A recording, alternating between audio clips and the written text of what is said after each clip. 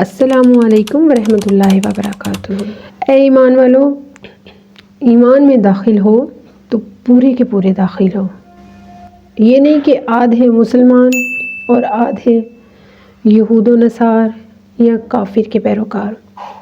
پیروکاری کیا ہے؟ آپ کو کیا لگتا ہے کہ پیروکاری صرف یہی ہے کہ آپ بتوں کو پوجیں؟ پیروکاری کیا ہے؟ پیروکاری یہی ہے کہ آپ مسلمان ہیں، ایمان آپ کا درجہ ہے، مگر آپ پیروکاری کرتے ہیں دوسرے مذاہب کی، یہود و نصار کی یا کافروں کی۔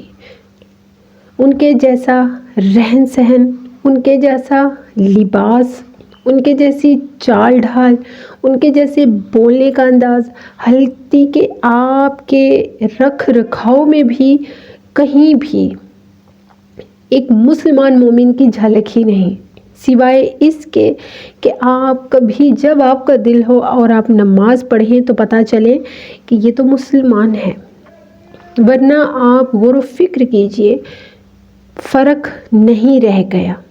سورہ بقرہ کی آیت نمبر 85،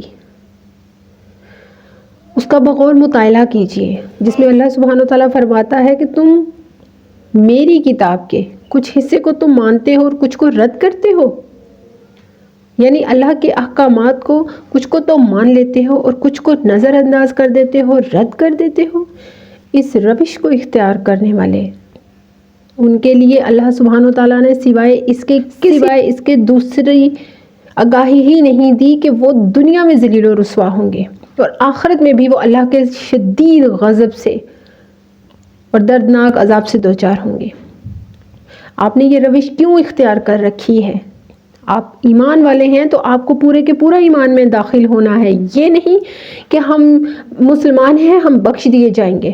کام آپ کے سارے وہ ہوں جو اللہ سبحانہ وتعالیٰ نے آپ کو جن سے سختی سے منع فرمایا ہے، اپنی عورتوں کے معاملے میں، اپنے لباس کے معاملے میں، اپنے دین کے فرائض کے معاملے میں آپ کہیں کہ اللہ رحیم ہے وہ بخش دے گا۔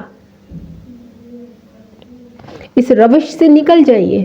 اپنی عبادتوں کے لیے ٹائم مخصوص مت کیجیے، وہ ٹائم جو اللہ سبحانہ وتعالیٰ نے آپ کو اپنی عبادتوں کے لیے دے دیے ہیں ان پر خود کو قائم کیجیے۔ ایمان والے ہیں تو پورے کے پورے ایمان میں داخل ہوں، حجتیں مت کریں، خود کو وضاحتیں مت دیں، اپنے نفس کے ساتھ خود کو مطمئن مت کریں، آج نہیں کل نہیں پرسوں۔ شیطان کا تو کام ہی یہ ہے کہ اس نے آپ کو دیر کروانی ہے، اور دیر ہی در حقیقت مطلب ہے پچھتاوے کا۔ دیر ہی در حقیقت وہ مقام ہے جہاں پر منزل آپ کی پچھتاوا ہوتی ہے۔ خود کو دیر سے بچائیے، خود کو دیر سے دور رکھیے۔ شیطان آپ کو دیر کے راستے پر اسی لیے چلاتا ہے کہ وہ جانتا ہے کہ دیر کے راستے کی بالآخر جو منزل ہے وہ انسان کا وہ پچھتاوا ہے جس کے بعد انسان کے پاس نہ تو وقت رہتا ہے نہ ہی وہ زندگی، سوائے اس کے کہ وہ سراسر خساروں میں گھر جاتا ہے اور اپنے اللہ کی نافرمانیوں کی طرف پوری طرح گامزن ہو جاتا ہے۔ اللہ غافل نہیں ہے، اللہ بے خبر نہیں ہے، لا علم نہیں ہے۔ مڑ جائیے، باز آ جائیے، اللہ کی طرف آ جائیے، اللہ کے احکامات کی طرف آ جائیے۔ اگر اللہ سبحانہ وتعالیٰ نے آپ کو کوئی نیک ساتھ عطا کر دیا ہے تو اس کو خود سے جوڑ کے رکھیے۔ اس فتنوں کے دور میں ہر دوسرا انسان جو کہ آپ کے دین و دنیا اور آخرت کو برباد کرنے میں اتنا ہی تلا ہوا ہے جتنا کہ وہ خود کے دین دنیا اور آخرت کو تباہ کرنے پہ تلا ہوا ہے، تو ایسے میں اللہ کا کوئی نیک بندہ یا کوئی نیک بندی آپ کے ساتھ جڑ گئی ہے تو اللہ کا واسطہ ہے اس کی قدر کیجیے۔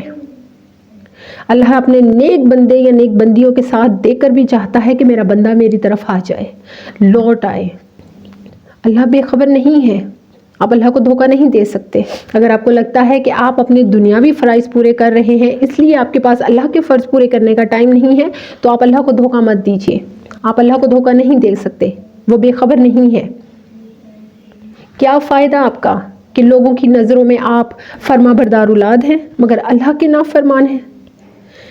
کیا فائدہ ایسے شوہر کا یا ایسی بیوی کا جو لوگوں کی نظروں میں فرما بردار بھی ہے اور بہت نیک بھی ہے لیکن ان رشتوں کو سوائے حق تلفیوں کے وہ کچھ دے ہی نہیں پا رہے ہیں۔ اللہ بے خبر نہیں ہے آپ سے۔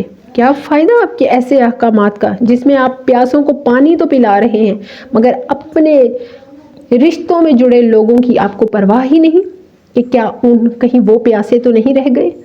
کیا فائدہ ان پانیوں کا جو لوگ آپ کی گلیوں میں آپ کے نلکوں سے بھر کے تو لے کے جا رہے ہیں اور آپ خود کو مطمئن کر رہے ہیں اللہ کی بارگاہ میں کہ واہ میں تو اللہ کے ہم پر تو اللہ کی بڑی رحمت ہے، ہمیں تو پتہ ہی نہیں ہمارے گھر سے یہ جا رہا ہے، مگر آپ کے اپنے کچھ رشتے انہوں نے کھایا پیا بھی ہے یا نہیں؟ اللہ آپ سے بے خبر نہیں ہے۔ لوگ آپ سے بے خبر ہو سکتے ہیں، اللہ آپ سے بے خبر نہیں ہو سکتا۔ اللہ آپ سے بے خبر نہیں ہے، اللہ کو آپ نے بے خبر سمجھ رکھا ہے۔